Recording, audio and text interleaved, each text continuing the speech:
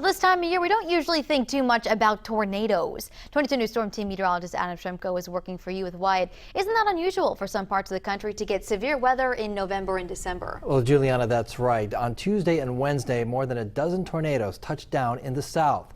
The tornadoes killed 5 people and caused devastation in parts of Tennessee, Alabama, and Mississippi. While we don't usually expect to hear about tornadoes this time of year, it isn't that uncommon for them to occur in that part of the country. According to the Storm Prediction Center, there is about a 0.10 to 0.40% probability of tornadoes in the south in early December. That's definitely terrifying, knowing that all that stuff has been going on, and my thoughts and prayers go out to those families that lost a lot of people out there.